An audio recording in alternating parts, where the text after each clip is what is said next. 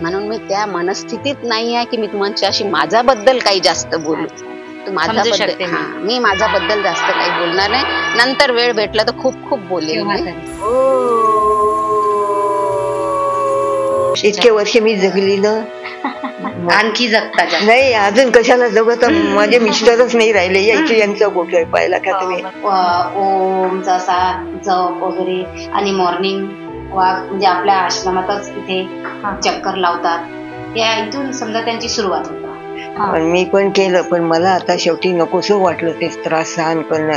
पण इतक्यात कुठे वृद्धाश्रमच नव्हता ना, मग कुठे जाणार होती मी असं. म्हणून मग आता शेवटी मी जेव्हा इथे आली तेव्हा मी एकटीच होती.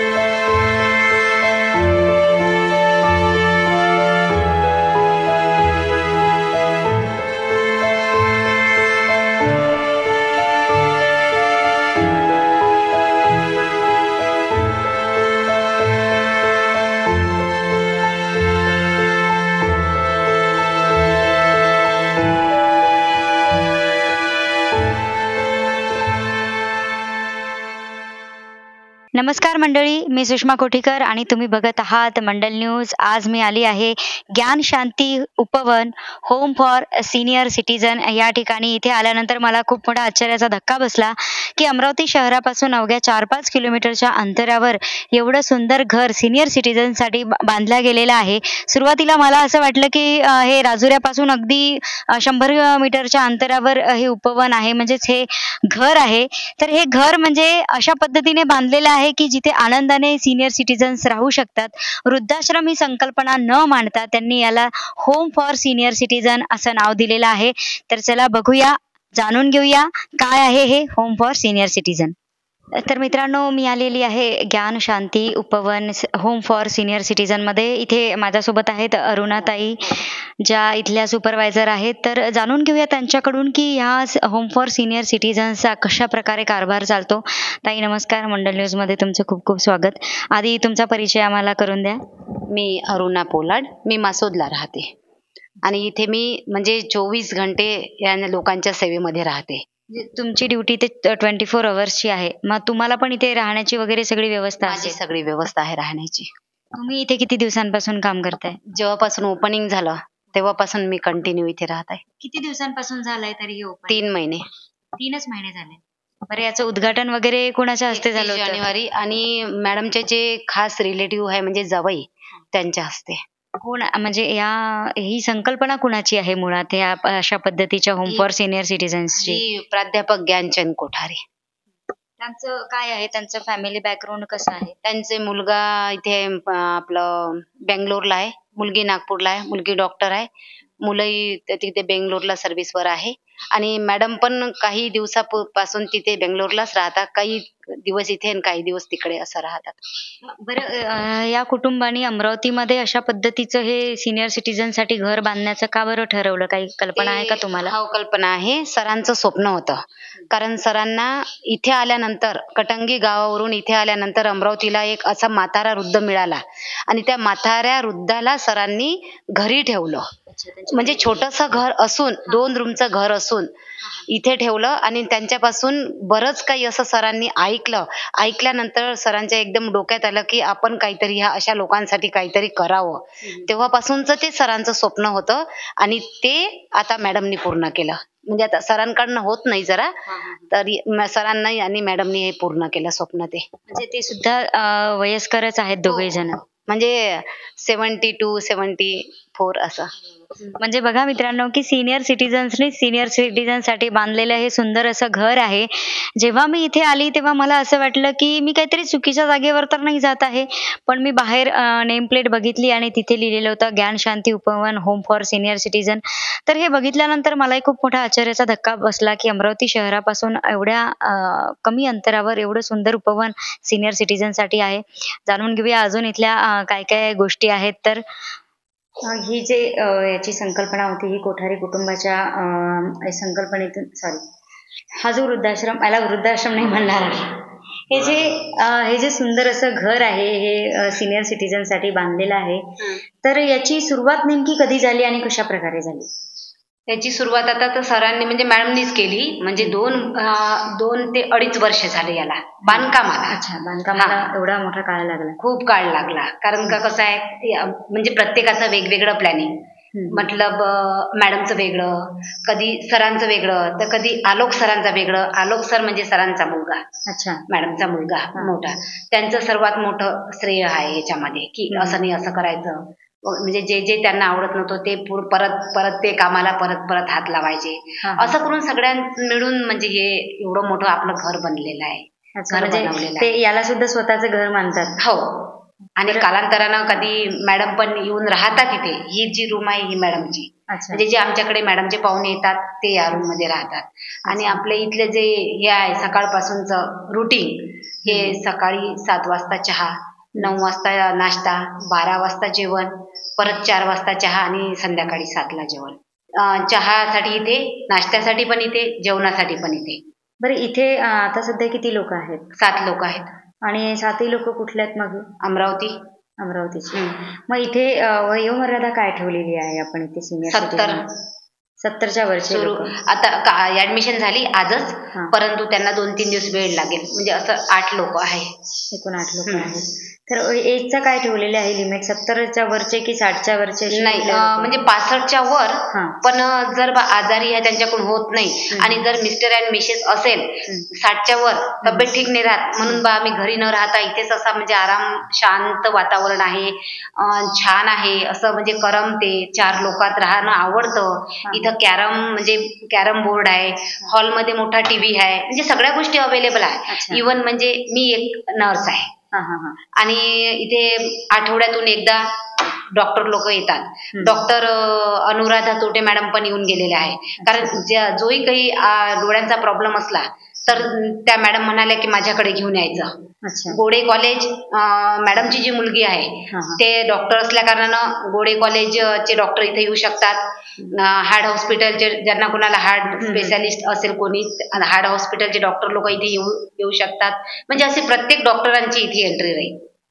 म्हणजे ह्या माध्यमातून त्यांचं म्हणजे जे काही आजार असेल त्यांना, हे सुद्धा त्यांचं पूर्ण होईल इथे. म्हणजे मेडिकलच्या सगळ्या फॅसिलिटीज पण त्यांना इथे पुरवल्या जाणार आहेत. मला सांगा की इथे एका रूम मध्ये किती लोकांच्या राहण्याची व्यवस्था आहे? एका रूम मध्ये 2 आणि ज्या 4 रूम आहेत त्याच्यात 3 पर्सन राहू शकतात. आणि म्हणजे फक्त महिला असतील तर त्या 2 एकत्र राहू शकतात. मग फॅमिलीसाठी काय आहे? म्हणजे जर पती पत्नी असतील, पती पत्नी आहे ना, तर ज्या रूम मध्ये 2 बेडच्या रूम आहे ना, त्या रूम मध्ये पती पत्नी, ह्याही रूम मध्ये पती पत्नी आहे, त्याही रूम मध्ये पती पत्नी आहे. त्या रूम मध्ये काकू एकट्या देशपांडे काकू, ह्या रूम मध्ये कल्पना भट्टाचार्य एकट्याच आहे.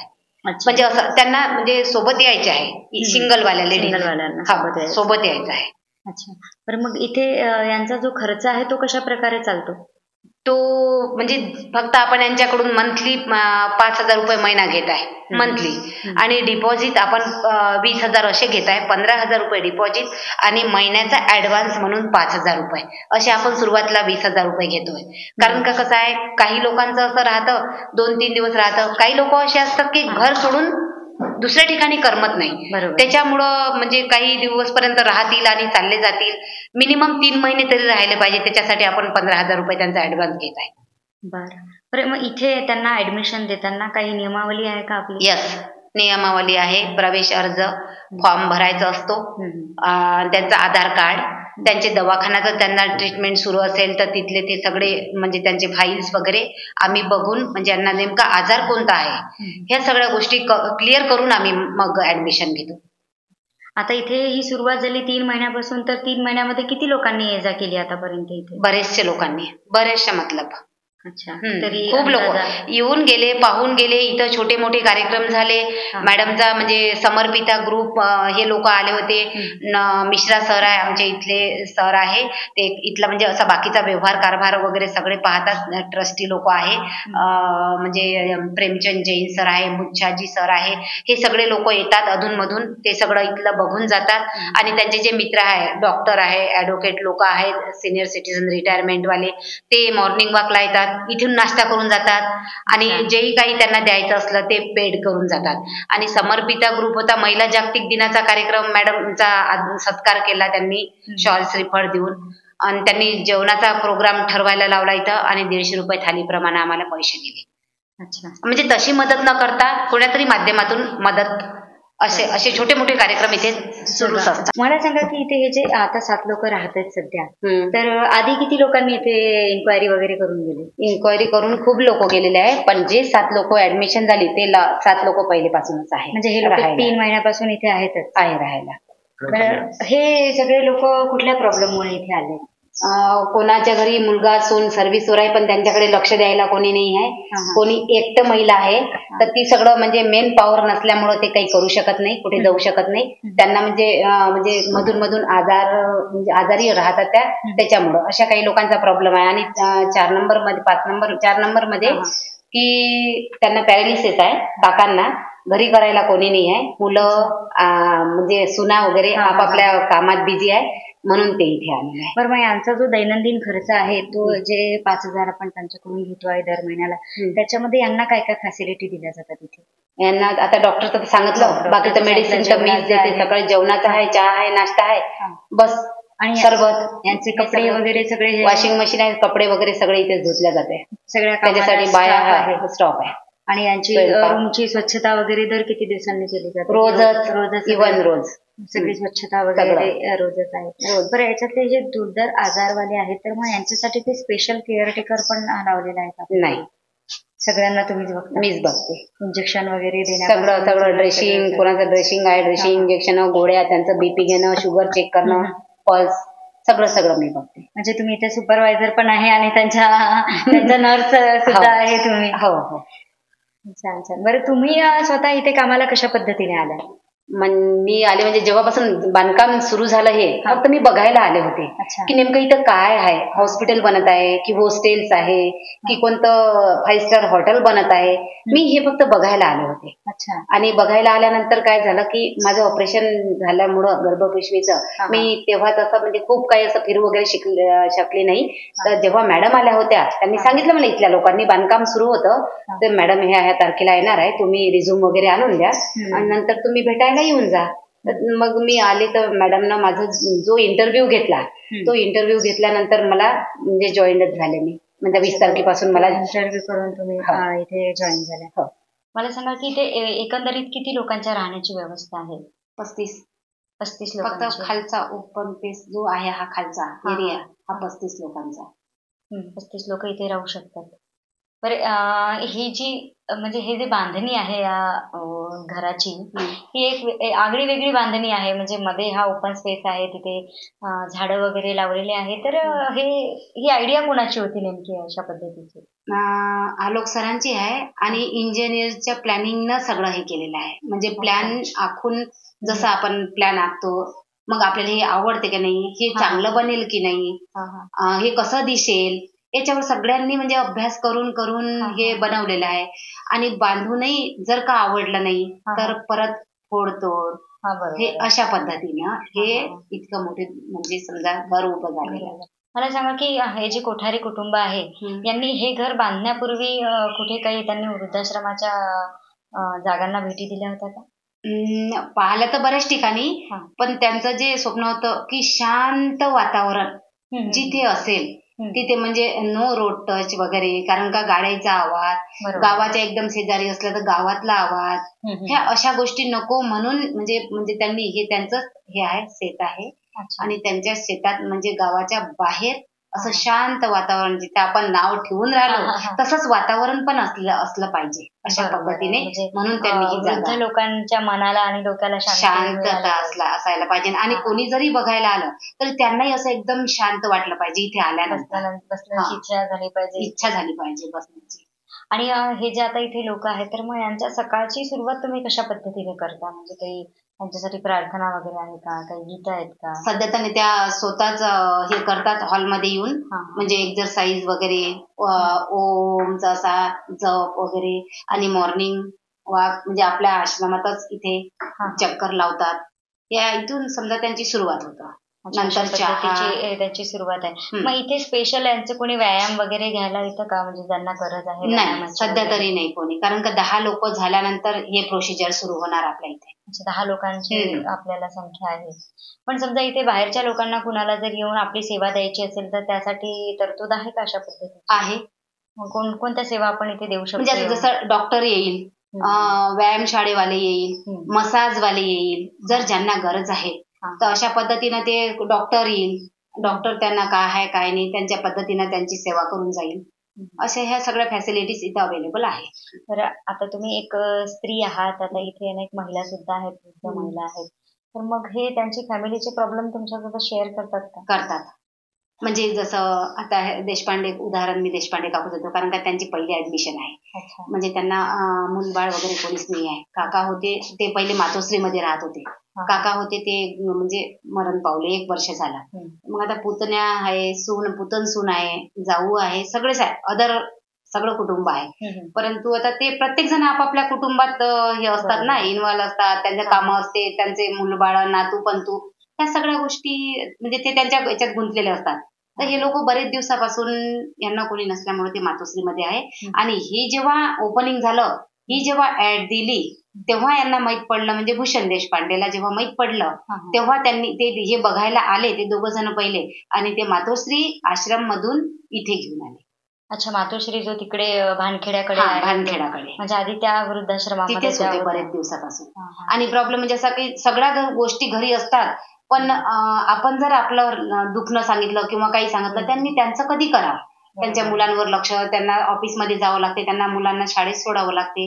ह्या सगळ्या गोष्टीसाठी मग आम्ही आमचं हे निवडलं, आमची जागा. हे यांच्यासोबत तुम्ही केव्हा संवाद साधता? म्हणजे दिवसाचा असा कुठला वेळ आहे जेव्हा ज्या वेळामध्ये हे तुमच्यासोबत मनसोक्त गप्पा? म्हणजे चहाला आल्यानंतर, नाश्त्याला आल्यानंतर, जेवण करायला आल्यानंतर, रूम मध्ये आपण केव्हा जातो जेव्हा त्यांनी आवाज दिला, त्यांचं काहीतरी दुखत आहे, म्हणजे त्यांची बीपी चेक करत आहे, म्हणजे काय दुखत आहे, मी तेव्हा अशा वेळेस संवाद साधते. नाहीतर मग जेवण करते वेळी, किंवा त्यांना जर करमलं नाही रूम मध्ये तर त्या स्वतः येऊन बसतात माझ्याशी गप्पा मारायला.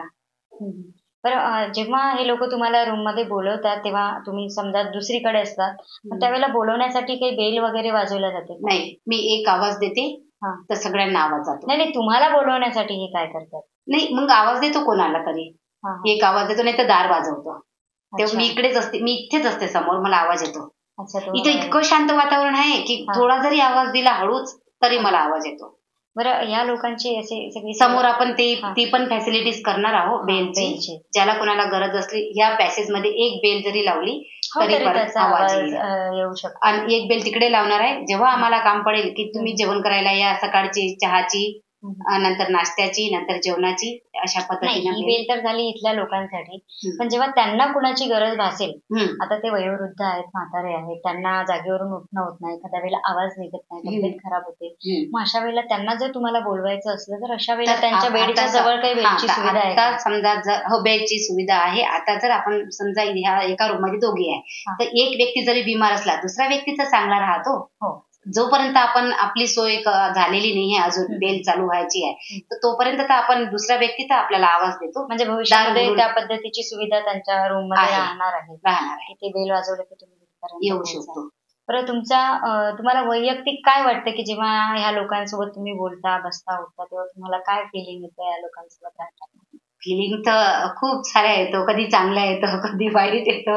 आता काही गोष्टी काही येते म्हणा, कारण का म्हातारे लोक कसे असतात, लहान मुलांसारखे असतात. कारण कधी तर इतके चांगले बोलतात प्रेमाने, आणि कधी तर इतकं चिडचिड करतात की म्हणजे त्यांना थोडा वेळ जरी झाला काही द्यायला तरी म्हणजे असं आपल्यावर अधिकार गाजवतात, म्हणजे असं आपलं समजून गाजवतात असंही मला म्हणता येईल. मग काय काय त्यांच्यासोबतचे काही कडूगोड अनुभव आहेत का तुमचे? आहे ना म्हणजे उदाहरणार्थ देशपांडे काकू सोबतच आहे. त्यांना त्यांच्या रूम मध्ये कोणी असलेलं पटत नाही, जास्त बोललेलं पटत नाही, आवाज दिलेला पटत नाही, झोपलं असलं की उठवलेलं पटत नाही, त्यांच्यामुळे त्या चिडचिड करतात माझ्यावर, असा अनुभव आहे मला त्यांचा. आणि बाकीच्यांचा? नाही, बाकीच्यांचा अजून काहीच नाही. म्हणजे आता त्यांना देशपांडे काकूंना एकटीला राहायचं थोडं जास्त सवय लागली. आणि त्या माझ्याशी बोलतील का? हो हो हो हो, सगळ्यांशीच बोलतात ना. चला मग आपण भेटूया देशपांडे काकूंना. ओके, काही हरकत नाही. नमस्कार मंडळी, तर मी आलेली आहे ज्ञान शांती होम फॉर सिनियर सिटीजन इथे मगाशी अरुणाताईंनी मला सांगितलं की ते देशपांडे काकू आहेत. तर या देशपांडे काकूंसोबतही आपण आता गप्पा मारणार आहोत. काकू नमस्कार. नमस्कार. ऐकू येतं?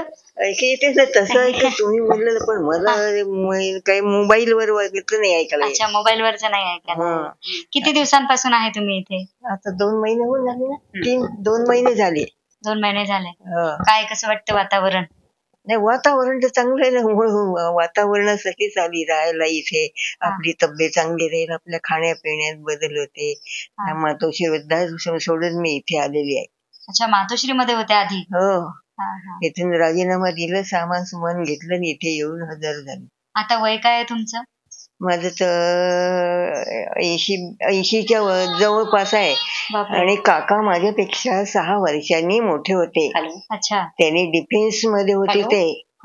त्यांनी व्हॉलेंटरी रिटायर घेऊन अर्धी पेन्शन, आम्ही दोघं असल्यामुळे नोकरी सोडून दिली होती. त्यांची नोकरी पुलगावला होती, ॲम्युनिशन डेपो मध्ये ऑडिटरची पोस्ट होती त्यांची. आणि गावामध्ये काही राहण्याची सोय बरोबर नव्हती. घरमालक काही राहू देत नव्हते. आज एक घर सोडा, उद्या दुसरं घर असं त्रास देत होते. कंटाळला तर मातोश्री मध्ये वृद्धाश्रमात गेलो, पण तिथे राहिलो. तिथे काही काकांनी तर सहन केलं पुष्कळ, आणि मी पण केलं. पण मला आता शेवटी नकोसं वाटलं ते त्रास सहन करणं. पण इतक्यात कुठे वृद्धाश्रमच नव्हता ना. मग कुठे जाणार होती मी असं. म्हणून मग आता शेवटी मी जेव्हा इथे आली तेव्हा मी एकटीच होती. अच्छा. एवढ्या मोठ्या परिसरात. आणि लाईट वगैरे जाते ते अंधारात मला थोडीशी भीती वाटायची, कोणी सोबत नसल्यामुळे. ती एक बाई होती सोबत माझ्या, स्वयंपाक करवाण बाई, ती झोपायला यायची इथे. असं झालं. मला नाश्ता द्यायची सकाळी, माझे स्वयंपाक करायचे. काकांना जाऊन किती दिवस झाले? नाही, आता 1 वर्ष झालं. वर्षश्राद्ध झालं माझ्या पुतण्याकडे. भूषण देशपांडे आर्किटेक्ट आहे तो. अश्विनी देशपांडे आता येणार होते. माझी पुतण सून आहे. अच्छा. ते तिकडे गोंधळेकर साहेबांच्या बंगल्याच्या समोर त्याचा बंगला आहे. कलेक्टर गोंधळेकर साहेब त्यांच्या इथे राहतात ते. तर तो आला नाही अजून. येतो येतो. त्याला म्हटलं माझं पेन ड्राईव्ह घेऊन ये, संगीत आहे माझं, जुन्या संगीताची मला आवड आहे. तर ते बिघडलं माझं. तर ते दुरुस्त नाही, इतक्या दूर यायला त्यालाही वेळ लागतो, टाइम पाहिजे नाही यायला. तर ते आलं नाही तर मला ते गाणे ऐकल्याशिवाय करमत नाही. आणि त्यामुळे ते उदासल्यासारखं मला होतं. आणि मला त्या गाण्याच्या सवयीमुळे माझी तब्येत आज बरी इतकी वर्ष आली आहे. कोणत्या काळातले गाणे ऐकायला आवडतात? जुन्या काळाचे. ते जुन्या काळाचे मी सांगते ना. जुन्या काळचे सारे 1952, 53, 54 काकांच्या साऱ्या कॅसेटच होत्या. 60च्या नंतर काकांनी गाणे कधी ऐकले नाही. ते गाणे संगीत सारं बिघडलेलं होतं. आणि सिलोन स्टेशन वरून गाणे ऐकत होतो आम्ही. आणि सिलोनची पद्मिनी परेरा अमरावतीत येऊन गेली होती, मेरेच्या स्वागतासाठी गेली होती. आमचं स्वागत केलं होतं, गाणी म्हटलं. ते 10 गाणी लावले होते तिने जुने काळचे. आणि ते सिलोन वरून आली होती मुंबईला. ते खटाऊ मिल्स ते आहेत ना मॅडम खटाऊ, त्यांनी आणलं होतं अमरावतीला गाणी ऐकायला. त्यांचं 10 गाणी ऐकवले होते तिने. इतकं माझ्या लक्षात सगळं आहे. पण मी आता काय करू, लक्षात ठेव. मला माझे गाणीच नाही ऐकायला मिळत, मला उदासल्यासारखं झालंय. मग शिक्षण वगैरे किती झालं काकू तुमचं? माझं शिक्षण मॅट्रिक पर्यंतच झालेलं आहे, पण माझा विषय संगीत होता. मी शास्त्रीय संगीत शिकत होती. आणि तेव्हाच्या काळात नाही म्हणता येत होतं, पण काही नाहीये. ते कॅसेट वगैरे लावले की आपल्याला आपलं एकदम रक्त उफाळून येतं ते. अरे हे आपण सिनेमा पाहिला आहे, आता हे गाणं लावतं. ते कॅसेट अजून आणलेलं नाही, म्हणजे ते पेन ड्राईव्ह माझ्या पुतण्यानी. ते चांगले गाणे होते तेव्हाच्या काळात. ते जुन्याच मताचे होते. काका त्यांना आवडत नव्हतं आधुनिक काळाचं वागणं, बोलणं, चालणं, हे ते अगदी घृणा होती. आणि ते तिरस्कार करायचे. त्यांना सवय झाली होती पुलगावच्या देशपांडे म्हणजे मिलिटरीच्या लोकांमध्ये राहून त्यांचं ऑडिट करायचं, साध्या वेशात जायचं. मिलिटरीच्या लोकांचा युनिफॉर्म असतो, पण हे त्यांचं ऑडिट करत होते. त्यांनी ऑडिटवरच त्यांची नोकरी होती, ड्युटी, किती पगार, पेन्शन वगैरे. त्यांना खूप जबाबदारीची नोकरी होती. जबाबदारीची नोकरी केल्यामुळे त्यांना आपल्या घरातही आम्ही पण जबाबदारीनेच वागलं पाहिजे अशी त्यांची अपेक्षा राहायची. कधी चिडचिड चिडचिड होते, कारण ते हिशोबाची नोकरी असल्यामुळे. बरोबर. पैशाचा हिशोब. आणि काय शेवटी मी सुद्धा तेच शिकले. हिशोब लिहून ठेवते खर्च केला की. आता मला कोण विचारणार आहे सांगा. पण कारण माझी सवय झाली ती. मला वाटतं आपण कोणाला पैसे दिले काय खर्च केला. आता मला पेन्शन कमी मिळते, पण माझं पेन्शन मध्ये होते माझ्यासाठी त्यांनी बॅलन्स करून ठेवलं. कोणाला मागायची वेळ यायला नको माझ्यावर. त्यामुळे लग्नाला किती वर्ष झाले होते मग तुमच्या? लग्नाला 69 साली झाले होता. बापरे, पुष्कळ वर्ष झाले. मग इतके वर्ष मी जगली ना. आणखी जगता नाही, अजून कशाला जगत. माझे मिस्टरच नाही राहिले. यायचे यांचा फोटो आहे, पाहिला का तुम्ही? मी जगून काय करू? कोणासाठी जगायचंय सांगा बरं? स्वतःसाठी नाही, स्वतःसाठी जगायचं तर. पण आजूबाजूला जे वातावरण असतं की आता माझ्यासारख्याची आवड संगीताची आहे, तर माझ्या संगीतासारखे मला गाणे ऐकायला मिळणार आहे का? तुम्ही या रेडिओवर कसे गाणे ऐकता, ते मला आवडणार आहे का? तुमच्या आवडीचं सगळ्यात आवडीचं गाणं कोणतं आहे? मला पुष्कळ आझाद, मिस मेरी, खूप सिनेमे होते. नागिन. एखादं थोडं वड म्हणून दाखवा ना मॅडमला तुमच्या आवडीचं गाणं. एकच ओळ येते. बोल रे कटपुतली बोल रे कोण संग माने मैना झोपने पिया केली बोल रे कटपुतली, असे होते. हे गाणे होते माझ्या. पण मग काय झालं की हे संगीत ते हंबर्डे आहे, अरविंद हंबर्डे आहे, ते इंडियन सोसायटी ऑफ कलेक्टर्स, ते त्यांच्यामध्ये काकांनी मी घेतलेल्या 80 रेकॉर्ड्स जुन्या सिनेमाचा त्यांना दान केला. म्हणजे त्यांनाही पण आवड आहे अर्थात. आणि त्या एवढी मोठी बॉक्स होती काकांनी केलेली. आणि ते सहस्त्रबुद्धे यांचे मित्र आहे हे सारे जुने लोक. भारत लाजवाल्यांना तुम्ही ओळखत असाल, माहित नाही. त्यांच्याकडे आमचा कार्यक्रम झाला. तुमचं गाणे म्हणण्याच्या व्यतिरिक्त कोणकोणते छंद होते तरुण काळात? गाणं कोणते छंद राहणार आहे? लहानपणापासून जर आपण संगीत ऐकलं, खेळणं कुदणं, हे तर लगोऱ्या खोकून देवाचे असे खेळ होते, दोरीवरच्या उड्या. त्यामुळे माझी तब्येत चांगली आहे की. आता थोडी तब्येत रक्त तयार होऊन गेलं ना ते तेव्हाच खेळण्यामुळे. उड्या मारणं, धावणं, पळणं, खो खो खेळणं, शारीरिक व्यायाम खूप होता तेव्हाच्या काळामध्ये. खाणं काही नव्हतं. आवळे, बोरे, चिंचा, सीताफळ याच्यावर सारं खाणं झालं. त्यामुळे रक्त आहे. अरुणाताई काय म्हणतात आमच्या? त्यांना माहित नाही, त्यांची आवड वेगळी असं मी काय सांगू. तुमच्यासोबत कशा राहतात? आता त्यांना आता त्या गाणं ऐकत असेल तर ते याच काळातले ऐकत असेल. हे त्यांना आवडी शक्य आहे का? नाही, त्या काय विचारत आहे तुम्हाला? तुमच्यासोबत कशा राहतात? माझ्यासोबत चांगले राहतात. माझं काय, मी सगळ्याशीच चांगलं राहते, कोणाशीच नाही. गप्पा वगैरे मारतात तुमच्यासोबत? हो, मारतात ना. त्या मारतात गप्पा. ते त्या हॉलमध्ये बसतात, सगळ्याशीच गप्पा. मग इथे माझ्या आता खोलीत झोपायला बोलावलं मी त्यांना. माझ्यासोबत कोणी नाही, मला एकटीला तर म्हणजे हुरहुर लागते म्हणून आहे. त्यांना तिथे थकवा येऊन त्या उशिरा झोपतात. मी इथे 8 वाजता झोपते, पण माझ्या जो गाणेच नाही ऐकायला काही. मला झोपणं भाग आहे. आणि पुस्तकं वाचते काही की. लायब्ररी आहे ना आपल्या इथे, पुस्तक इथे आहे, आणून देते. शेजारच्या मॅडम आहेत ना, त्यांनी आणून दिलेले, ते वाचते. पण मला अंग खूप ठणकते.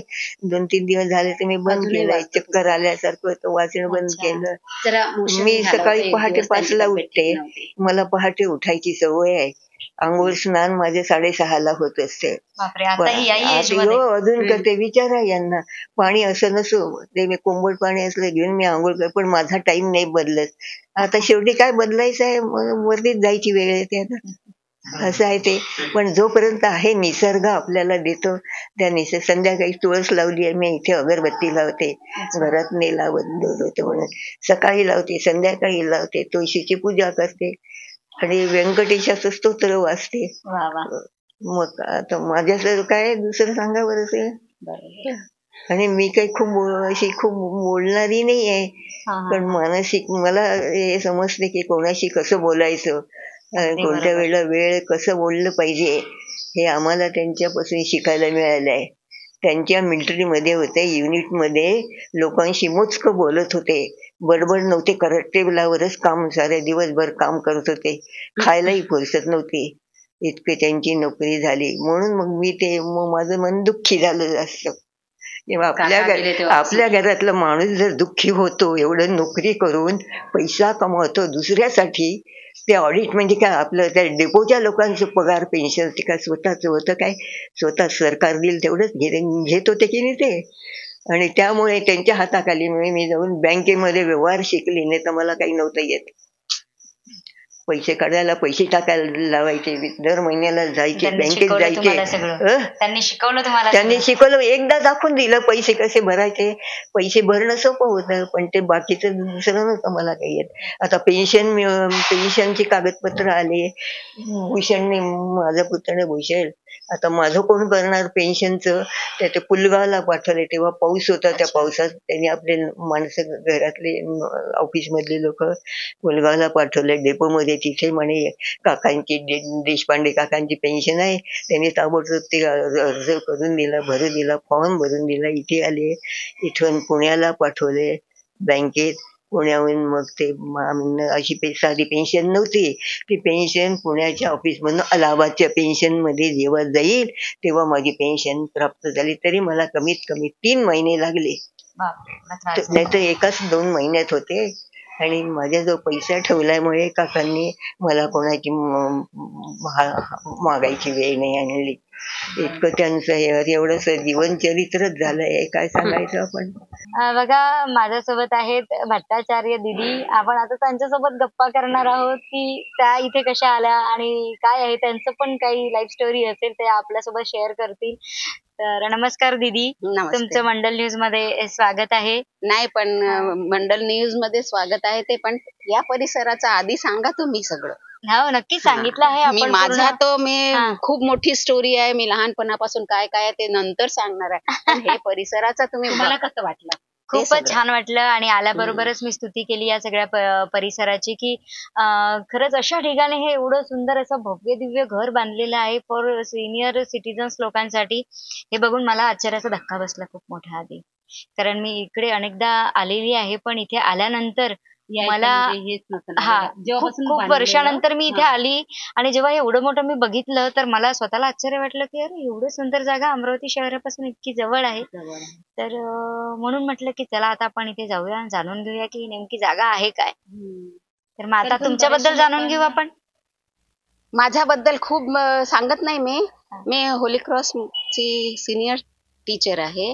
तुम्ही व्हाईस प्रिन्सिपल म्हटलं तरी चालेल, पण सिनियर टीचर म्हणूनच तुम्ही मला सांगा. म्हणून रिटायर झालेली आहे मी. पुष्कळ वर्ष तिथे 40 वर्ष काम केलेलं आहे. तर ते मागचं मी काही सांगत नाही, ते कधीतरी स्टोरी मध्ये लिहून सांगणार. पण सध्याचं काय झालं आहे, मी आतापर्यंत कामं केलं आहे. अच्छा, ऑनररी सर्व्हिस केली, रिटायरमेंट नंतर आतापर्यंत ऑनररी सर्व्हिस केली. आता मी इथे आहे तर मला फोन येत आहे. अच्छा, पण मी साईनगर मध्ये माझं घर आहे. आणि लोक मला म्हणतात आमची मदतीला या, आम्हाला सहायता द्या, आम्हाला हे करा. आणि माझे जे भाऊ बहीण आहे इथे अमरावतीला राहते, ते नंतर गोष्ट सांगा. भाऊ वगैरे एक नागपूरला, एक चेन्नई वगैरे साऊथला, ते लोक म्हणतात तुम्ही इथे एकटी राहू नका. आणि तितक्यातच मला या आश्रमाबद्दल माहिती पडलं, तर माझी माहिती मिळाली. आणि नंतर काय झालं, माझे जे बहीण आहे आणि त्यांचे मिस्टर इथे राहून गेले, त्यांची खोली आहे इथे. पहिले ते लोक इथे राहत होते आणि त्यांचा थोडासा प्रॉब्लेम आहे, आता हॉस्पिटलमध्ये ते ऍडमिट आहे सध्या. अच्छा, ते येऊ शकत नाही, गँग्रीन झालेलं आहे. 1 महिना तर त्यांचं ऑपरेशन होणार आहे, तर हॉस्पिटलमध्ये आहे, ब्लड सुरू आहे. म्हणून मी त्या मनस्थितीत नाही आहे की मी तुमच्याशी माझ्याबद्दल काही जास्त बोलू. माझ्याबद्दल मी माझ्याबद्दल जास्त काही बोलणार नाही. नंतर वेळ भेटला तर खूप खूप बोलेल मी. नक्कीच येईल. पण आता सध्या ह्या माहोल बद्दल मला का बोलायचं आहे, कारण इतकं सुंदर माहोल आहे की जेवण्यापेक्षा हे माहोल पाहूनच आपली तब्येत बरी होते. अरे वा. जेवण तर खूप चांगलं देतात, ते नाश्ता देतात, दोन्ही बेडचं जेवण, चहा वगैरे, शरबत वगैरे जे असतं ते सगळं देतात. पण ते जेवणापेक्षा मला जे इकडचं नॅचरल जे वातावरण आहे ते उत्कृष्ट उत्कृष्ट उत्कृष्ट आहे. आणि मला असं वाटतं त्याच्यामुळे माझी तब्येत जास्त चांगली होऊन राहिली. मला डिहायड्रेशन झालं होतं, मी इथे आली मला बरं वाटून राहिलं. नाही, खरोखर इथे निसर्गरम्य वातावरण आहे, ऑक्सिजन लेवल चांगली आहे. तर बाकी आपण सगळं बोलू शकतो. आणि स्वतःच्या बद्दल बोलायचं म्हणजे आपण खूप खूप बोलू शकतो. पण आता सध्या मला स्वतःच्या बद्दल काहीच नाही बोलायचं. मी 40 वर्ष तिथे नोकरी करी, आतापर्यंत मी सर्व्हिस देत आहे लोकांना. पण आता मला लोक म्हणतात माझे भैया भाऊ एकटे राहू नका. बस कधी तब्येतीचं सांगता येत नाही, त्याच्यामुळे एकटं नाही राहू देत त्यांना. मला एकटे राहू देत नाही. मला बाकीचा काहीच प्रॉब्लेम नाही. यांचा घराचा प्रॉब्लेम असते तसं मला काही प्रॉब्लेम नाही. माझा आहे ते म्हणतात आम्ही येऊ शकत नाही, आणि मी त्यांच्या परिवारमध्ये, त्यांच्या फॅमिलीमध्ये मी इंटरफिअर कशाला करणार आहे. बरोबर आहे. ते बोलवतात आपल्याला, केव्हाही बोलवतात, राहा सांगतात, पण आपण इंटरफिअर नाही करत. त्यांचा स्वतःचा परिवार आहे ना. 2 परिवार भेटले की त्यांचा विस्तार होत राहते ना, तसं आहे. तर अशा पद्धतीने होतं एक सुंदर असं घर जे स्पेशली ओल्ड एज लोकांसाठी बनलेलं आहे. मी या लोकांसोबत खूप गप्पा मारल्या आणि या रम्य वातावरणामध्ये खरंच मनाला एकदम आनंद आणि शांती मिळालेली आहे. तर अमरावतीकरांनी नक्की या ठिकाणाला भेट द्यायची आहे. जो रूट आहे तो रूट मी माझ्या व्हिडिओमधून तुम्हाला सर्वांना दाखवणारच आहे. तुम्हाला माहिती आहे की अमरावती शहरापासून विद्यापीठ रोडवर आपलं वॉटर सप्लाय सेंटर आहे.